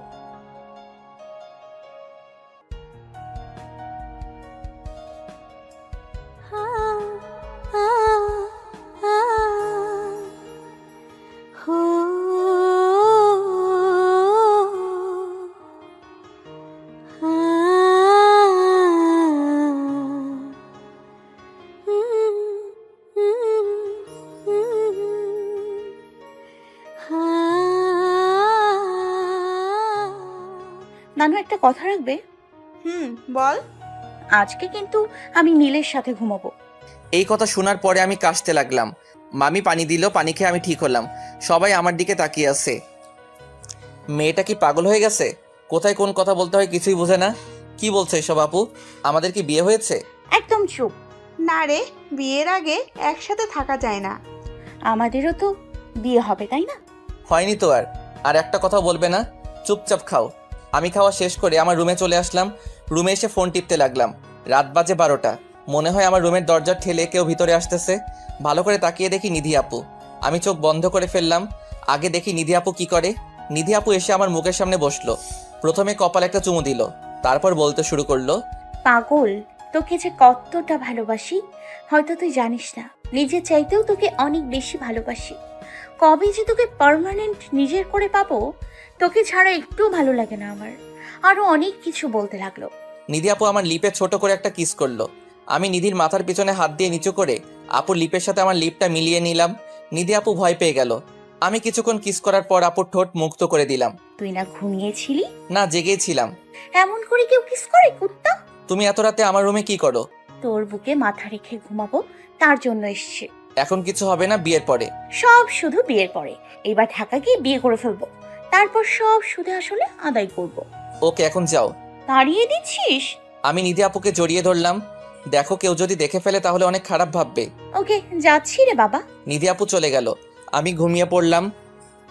এভাবেই কেটে গেল 10 দিন। এই 10 দিনে এমন কোনো দিন নাই যে তাকে আদর করতে হয়নি, তাকে নিয়ে বাইরে যেতে হয়নি। রাত বাজে 10টা। নিধি আপু আমার রুমে আসলো। এত রাতে ফুচকা খেতে হবে না, কালকে নিয়ে যাব। না, আমি আজকেই যাব। প্লিজ জেদ করো না। তুই যাবি কিনা বল, তাহলে আমি একাই চলে যাব। আচ্ছা চলো। আমরা কাউকে কিছু না বলে বের হলাম। নিধি আপু হেঁটে যাবে তাই গাড়ি নিলাম না। আমরা হাঁটতে লাগলাম। রাস্তায় একটা ফুচকার দোকান দেখলাম। দোকানটা বন্ধ করতে নিয়েছিল। নিধি আপু ফুচকা খেলো, আমাকেও একটা খাইয়ে দিল। ফুচকার বিল দিয়ে আমরা হাঁটতে লাগলাম। রাস্তায় 3টা ছেলে আমাদের পিছন পিছন আসতে লাগলো। ওরা এসে আমাদের সামনে দাঁড়ালো। ওদের হাতে চাকু আর খুর। নিধি আপু ভয় পেয়ে আমাকে জড়িয়ে ধরলো। কে ভাই আপনারা? ওদের মধ্যে একজন বলল, যদি বাঁচতে চাস তাহলে সাথে যা কিছু আছে দিয়ে দে। কেন, মগের মূল্যক নাকি? যা বলছি শোন, ভালো হবে। প্লিজ নীল, সব দিয়ে দে। কিসের জন্য? আমি সব ভয় পাই না। এই বলাতেই ওখানের একজন আমার গলায় খুঁট ঠেকালো। নিধি আপু ভয় পেয়ে আমার ফোন, ওয়ালেট, নিজের ফোন ওদের দিয়ে দিল। এসব পেয়ে ওরা আমাকে ছেড়ে দিল। আরেকজন বলল, হাতের ঘড়িটা দে। এটা দিতে পারবো না। ঘড়িটা আমাকে নিধি আপু গিফট করেছে, তাই দিলাম না। এটা নিয়ে ওদের সাথে একটু হাতাহাতি হলো। একসময় নিধি আপু চিৎকার দিয়ে উঠলো। আমার হাতের দিকে তাকিয়ে দেখি ব্লাড বের হচ্ছে। হঠাৎ করে আমার হাতে খুরের একটা ফেস লেগে যায়। এটা দেখে নিধি আপু নীল বলে চিৎকার দিয়ে ওঠে। নিধি আপুর চিৎকার শুনে আশেপাশের কিছু লোক দৌড়ে আমাদের কাছে আসে। এটা দেখে ছিনতাইকারীরা ভয় পেয়ে পালিয়ে যায়। আমার হাত থেকে অনেক ব্লাড বের হচ্ছে। যতটা না কষ্ট হচ্ছে হাত কাটার জন্য, তার চাইতে বেশি কষ্ট হচ্ছে নিধি আপুর জন্য। নিধি আপু ব্যাগ থেকে রুমাল বের করে আমার হাতে বেঁধে দিল। আপুর চোখের পানি থামছেই না। আরে এভাবে কান্না করার কি আছে? কিছু হয়নি তো? আমার জন্য সব হয়েছে। তোমার জন্য মানে? আমি যদি আসার জন্য বায়না না করতাম তাহলে এমন হতো না। আরে পাগলি মেয়ে, এটা কপালে ছিল। আর বেশি কিছু হয়নি তো, সামান্য একটু কেটেছে। একদম চুপ। কত ব্লাড বের হচ্ছে আর তুই বলছিস সামান্য, তাই না? কিছু সময়ের মধ্যে আমাদের এখানে কিছু লোক জড়ো হয়ে গেল। নিধি আপু তাদের বলল হাসপাতালে যাওয়ার জন্য কিছু একটা ব্যবস্থা করে দিতে। রাত করে কোনো ট্যাক্সি পাওয়া যাবে না, তাই একজন একটা সিএনজি ডেকে দিল। নিধি আপু আমাকে ধরে সিএনজিতে বসিয়ে দিল। আপুও বসলো। সিএনজি ড্রাইভারকে হাসপাতালে নিয়ে যেতে বলল। সামান্য একটু কাটা নিয়ে এমন করতেছে, যদি বড় কিছু হতো তাহলে যে কেমন করতো আল্লাহ তাআলা ভালো জানে। আপু, হাসপাতালে যাওয়ার কিছু হয়নি তো? যদি আর একটা কথা বলিস তাহলে তোর খবর আছে। এই সামান্য বিষয় নিয়ে এত কিছু? এই খুঁটটা যদি আমার গলায় চা। পুরো কথা বলতে পারলাম না। তার আগেই নিধি আপুর ঠোঁট দিয়ে আমার ঠোঁট জোড়া বন্ধ করে দিল। আমি কি বলবো বুঝতেছি না। সিএনজি ড্রাইভারও অবাক হয়ে গেছে। এমন জিনিস দেখার জন্য হয়তো সেও প্রস্তুত ছিল না। কিছু সময় পরে নিধি আপু আমার ঠোঁট জোড়া মুক্ত করে দিল। নেক্সট টাইম এমন কথা বললে আর কখনো তোর সাথে কথাই বলবো না। সরি। নিধি আপু কিছু বলল না, অন্যদিকে মুখ ঘুরিয়ে বসে রইল। বুঝলাম আমার জন্য নিধি আপুর মনটা খারাপ হয়ে গেছে। আমি নিধি আপুর কাঁধে মাথা রাখলাম। আপু আমার দিকে তাকালো, আমার মাথায় হাত বুলিয়ে দিতে লাগলো। আপু। বল। ওই নিধি। ন্যাকামো না করে বল কি হয়েছে। হাসপাতালে যেতে হবে না। কেন? তোমার ঠোঁটের ছোঁয়া পেয়ে সব ব্যথা ভালো হয়ে গেছে। ফাজলামো শুরু করছিস, তাই না? একদম না, সত্যি বলছি। সিএনজিটা থেমে গেল। ড্রাইভার বলল, আপা এটাই হাসপাতাল। নিধি আপু ওনাকে অপেক্ষা করতে বলল। ডাক্তার দেখিয়ে আবার এই সিএনজিতেই বাসায় ফিরতে হবে। হাসপাতালে সবচাইতে বড় ডাক্তারের কেবিনে গেলাম। কেবিনে গিয়ে দেখি এটা তো মামার বন্ধু। ওনাদের বাসায় আগে অনেক গেছি, অনেক দিন এই আঙ্কেলের সাথে দেখা হয় না। আসতে পারি আঙ্কেল? নীল, তুমি এখানে? আসসালামু আলাইকুম আঙ্কেল। ওয়ালাইকুম আসসালাম। কেমন আছো নীল? আলহামদুলিল্লাহ ভালো আঙ্কেল, আপনি? ভালো, বাট তোমার হাতে কি হয়েছে? ব্লাড কেন? একটা অ্যাক্সিডেন্টে একটু কেটে গেছে। সাথে এটা কে তোমার? হবু বউ আঙ্কেল। কেমন আছো মা? আলহামদুলিল্লাহ ভালো, আপনি? ভালো। এমন সময় একজন নার্স এসে বলল, একটা রোগীর অবস্থা খুব খারাপ। আঙ্কেল আমাকে বলল আমি একটা নার্স পাঠিয়ে দিচ্ছি, তোমরা বসো। আঙ্কেল চলে গেল। আমরা বসলাম। কিছুক্ষণ পরে একটা নার্স আসলো। নার্সের বয়সটা একদম কম, মনে হয় মেডিকেল কলেজের স্টুডেন্ট, আর একটু স্মার্টও। ভাইয়া, কি হয়েছে? হাত কেটেছে। সেলাই করতে হবে, তাই ইনজেকশন দিয়ে অবশ করে নেব। আপু আমি ইনজেকশন দিব না। ইনজেকশন দেওয়াটা কি খুব জরুরি? হ্যাঁ আপু, না হলে অনেক ব্যথা পাবে, আর ওনার মতো কিউট ছেলেকে আমি ব্যথা দিতে পারবো না। আপনাকে এখানে কে কিউট সেটা দেখতে পাঠানো হয়েছে? সরি। নিধি আপু আমাকে জড়িয়ে ধরলো, তারপর আমাকে ইনজেকশন দিয়ে দিল। আসলে ইনজেকশন অনেক ভয় পাই আমি। তারপর হাত ওয়াশ করে সেলাই করে দিতে লাগলো। তারপর নার্স বলল, আচ্ছা একটা প্রশ্ন করি? আমি বললাম ওকে করেন। হ্যাঁ। বাট আপনাদের ব্যবহারে তো মনে হচ্ছে না। আসলে নিধি আপু আমার চাচাতো বোন এবং হবু বউ। হো, তার জন্যই তো বলি একটা কাজিন তো আর জড়িয়ে ধরবে না এমন করে। কথা বলতে বলতে সবকিছু কমপ্লিট হয়ে গেল। আমরা আঙ্কেলের কাছ থেকে বিদায় নিয়ে হাসপাতালের সামনে চলে আসলাম। সিএনজি ড্রাইভার এখনো সিএনজি নিয়ে বসে আছে। আমরা গিয়ে সিএনজিতে বসলাম। বাসার ঠিকানা বললাম। আমাদের বাসার সামনে সিএনজি ব্রেক করলো। আমরা ভাড়া মিটিয়ে বাসায় গিয়ে কলিং বেল বাজালাম। দেখি নানু, মামা, মামি, লিমা, হিয়া সবাই আছে। আমরা দুজন সবার সামনে গিয়ে দাঁড়ালাম। এত রাতে তোমাদের বাসার বাইরে কে যেতে বলেছে? সরি মামা। আজকে তোমাদের কিছু হলে আপুকে কি জবাব দিতাম আমি? কিছু হয়নি তো, যাও নীল, তুমি গিয়ে রেস্ট করো। ওকে, এই বলে আমি রুমে চলে গেলাম। আমার পিছনে পিছনে নিধি আপু আসলো। আপু এসে আমার পাশে বসলো। আজকে আমার জন্য তোর এই অবস্থা হলো। এই কথাটা আরেকবার বললে তোমার খবর আছে বলে দিলাম। ডিনার করবি না? না। কেন? দেখো না হাতটা কাটা আমার। ওয়েট, আমি নিয়ে আসছি। আপু নিচে চলে গেল। নিচে গিয়ে আমার জন্য খাবার নিয়ে আসলো। হাত ধুয়ে আমার সামনে খাবার তুলে ধরলো। আমি খেয়ে নিলাম। তুমি খাবে না? পরে খাবো। আমার সাথে খাও। তোর সাথে কি করে খাবো? এক লোকমা তুমি খাবে, আরেকবার আমাকে খাইয়ে দিবে। এভাবে আমাদের খাওয়া শেষ হলো। খাওয়া শেষে নিধি আপু প্লেট নিয়ে নিচে চলে গেল। আবার রুমে এসে আমার পাশে বসলো। অনেক রাত হয়েছে, রুমে চলে যাও। না, আজকে আমি তোর সাথেই থাকবো। না, হবে না। কেন? যদি আমি কিছু করে ফেলি? আমি তো এটাই চাই, আর তোর জোর করতে হবে না। তুই চাইলে এমনিতেই হবে। পাগল হয়ে গেছো তুমি? কেন? সব মেয়ে তার ইজ্জত রক্ষা করতে চাই, আর তুমি কি না? তুই তো আমার স্বামী। বাট হবু স্বামী। ফের এক কথা, দাঁড়া তোর ব্যবস্থা করতেছি। কেমন আছিস নীল? ছোট আম্মু, আমি নিধি। হ্যাঁ মামনি বলো। ঢাকা আসলে আমাদের বিয়ে দিয়ে দেবে। এত তাড়াতাড়ি করার কি দরকার? তোদের লেখাপড়া শেষ হোক তারপর। না, আমি এতদিন ওয়েট করতে পারবো না। আচ্ছা দেখা যাবে, আগে ঢাকা আসো। না, শিওর দিয়ে বলো, না হলে। না, তোমাদের বিয়ে করতে হবে না। আসলে তোমাদের বিয়ে দিয়ে দিব। ধন্যবাদ আম্মু। আমার ছেলেটাকে পাওয়ার জন্য একেবারে মরিয়া হয়ে গেছিস। কি করব বলো, তোমার ছেলেকে ছাড়া যে কিছু ভাবতে পারি না। আচ্ছা নীলের কাছে দে। ওকে। এরপর আমি আম্মুর সাথে কথা বলে কল কেটে দিলাম। নিধি আপুকে রুম থেকে বাহির করে আমি দরজা লাগিয়ে দিলাম। আমি সাধারণত রুমের দরজা লক করি না, বাট গতকাল রাতের মতো আজকেও রুমে আসতে পারি। আমি ঘুমিয়ে পড়লাম। কালকের পরের দিন আমার জন্য একটা স্পেশাল দিন। কালকে অনেক কাজ বাকি আছে। সকালে দরজা ধাক্কানোর শব্দে আমার ঘুমটা ভেঙে গেল। ধাক্কাচ্ছে তো ধাক্কাচ্ছে, থামার কোনো নামই নেই। এটা নিধি আপু ছাড়া আর কারো কাজ না। একরাশ বিরক্ত নিয়ে দরজাটা খুলে দিলাম। খুলে দেখি নিধি আপুই দাঁড়িয়ে আছে। এত সকালে ডাকতেছো কেন? কয়টা বাজে খেয়াল আছে? হ্যাঁ, 9টা বাজে। এখনো তোর সকাল। তা নয়তো কি? ফ্রেশ হবি না? একা একা পারবি না। এরপর নিধি আপু আমাকে নিয়ে ওয়াশরুমে চলে গেল। ফ্রেশ হয়ে ওয়াশরুম থেকে বের হলাম। নানু, মামা, মামি রুমে আসলো। এখন কেমন আছি এসব জেনে সবাই চলে গেল। নিধি আপু বলল আমি এখন যাই, 30 মিনিট পরে খাবার নিয়ে আসবো। নিধি আপু চলে গেল। হিয়া আর লিমা রুমে আসলো। এখন কি অবস্থা ভাইয়া? ভালো। একটা কাজ করে দিতে হবে তোমাদের দুজনের। কি কাজ? আচ্ছা, কালকের দিনের কথা কি তোর মনে আছে? কেন, কালকে কি হয়েছিল? সত্যি জানিস না নাকি ফান করছিস? কালকে কি তোমার নানার জন্মবার্ষিকী নাকি? এরকম স্পেশাল একটা দিন ভুলে গেলি? আচ্ছা, কি হয়েছে বলবা তো? আর কালকে কি? কিছু না। নিধি আপু রুম থেকে চলে গেল। কালকে নিধি আপুর জন্মদিন। আপু ভাবছে সত্যি আমি ভুলে গেছি, তাই মন খারাপ করে চলে গেল রুম থেকে। আমি ফোন দিয়ে লিমা আর হিয়াকে আসতে বললাম, ওরা আসলো। প্ল্যানিং মোতাবেক হিয়া আর লিমা নিধি আপুকে নিয়ে বাহিরে যাবে। এই সময়ে আমি সব কিছু ব্যবস্থা করে রাখবো আপুকে সারপ্রাইজ দেওয়ার জন্য। নিধি আপু বাইরে যেতে চাইলো না, বাট হিয়া আর লিমার অতিরিক্ত জোর করাতে সাথে গেল। আমি এদিকে সজীবকে কল করে গাড়ি নিয়ে আসতে বললাম। এরপর আমরা মার্কেটে চলে গেলাম। প্রয়োজনীয় সব কিছু কেনাকাটা করে বাসায় চলে আসলাম। ছাদে চলে গেলাম আমি আর সজীব। ছাদে গিয়ে ফার্স্টে ছাদ লাইটিং করলাম। আস্তে আস্তে সব কিছু শেষ করে দিলাম। সন্ধ্যা হয়ে গেল। আমি আর সজীব আমার রুমে চলে গেলাম। রাত 8টার দিকে নিধি আপু বাসায় আসলো। হিয়া আর লিমাকে মনে মনে একটা ধন্যবাদ দিলাম। নিধি আপু বাসায় এসে আমার রুমে আসলো। সজীবকে আমার রুমে দেখে একটু কথা বলে চলে গেল। হিয়া সজীবকে দেখে আরও বেশি অবাক হলো। আমি হিয়াকে বললাম নিধি আপুর দিকে নজর রাখতে, কোনোভাবেই জানি নিধি আপু ছাদে যেতে না পারে। আর লিমাকে পাঠালাম ছাদে কিছু কাজ বাকি আছে সেগুলো কমপ্লিট করতে।